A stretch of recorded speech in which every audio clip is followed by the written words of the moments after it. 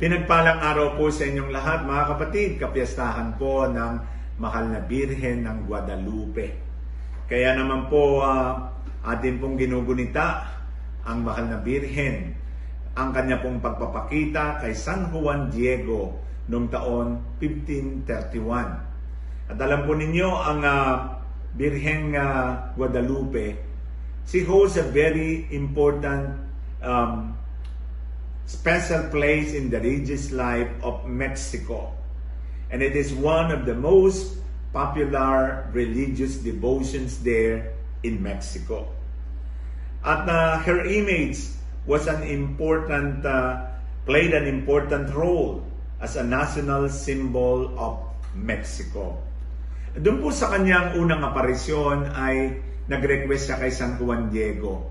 Doon sa exact spot where she appeared to San Juan Diego in Tepeyac Hill, now a suburbs in Mexico City, na magtayo ng basilica in honor of her. But the problem is the bishop did not believe ito pong sinabi ni San Juan Diego. And another apparition happened. Nangyari po kasi yung unang apparition, December 9, noong pong 1531, nasundan ng December 12, 1531. At doon po ay sinabi ng Mahal na Birhen sa kanyang manguha ng roses. Sa panahong winter, sa panahong wala pong rosas, ay nakakuha si San Juan Diego. At nang buksan po niya San Juan Diego sa harapan ng obispo ang kanyang cloth, nahulog po ang napakaraming mga rosas. At mula po doon sa cloth ay makikita po yung na-imprint ang larawan ng Mahal na Birhen ng Guadalupe. Na ito po ngayon ang makikita po natin sa Basilica of Guadalupe. Kaya naman po tumindi po ang debosyon sa Mahal na Birhen. And in 1737, she was proclaimed the patroness of Mexico City.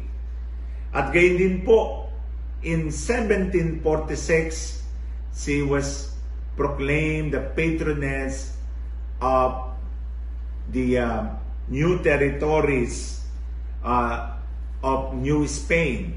That included California, and that included also Guatemala and El Salvador. Kaya rin po, masasabi rin natin na in 1754, Pope Benedict approved of the patronage of the Blessed Mother and granted her a proper feast and a Mass on December 12. Pope Pius X proclaimed Our Lady of Guadalupe as the patroness of Latin America in 1910. And in 1935, Pope Pius XI approved of the patroness of the Blessed Mother over the Philippines. Nakarating din po sa Pilipinas. Kaya marami pong simbahan natin ay naroon din po sa pangalan ng Mahal na Birhen ng Guadalupe. And Mama Mary appeared as a pregnant Madonna. Why? To reveal to us the importance and the sacredness of human life. Kasi nung unang panahon po ay yung pong mga Aztecs ay nag-o-offer ng human sacrifice. Yung mga bata ay iniaalay po sa kanilang pagan gods to the devil. And so the Blessed Mother appeared as a pregnant woman to remind them that life is so precious. And then during that time, ay matindi rin pong injustices laban sa native Aztecs.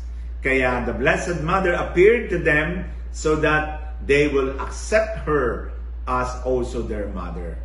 Kaya naman sa araw pong ito, hingi tayo ng tulong sa Mahal na Birhen ng Guadalupe sa kanyang pamamagitan, pagalingin ang ating karamdaman sa buhay.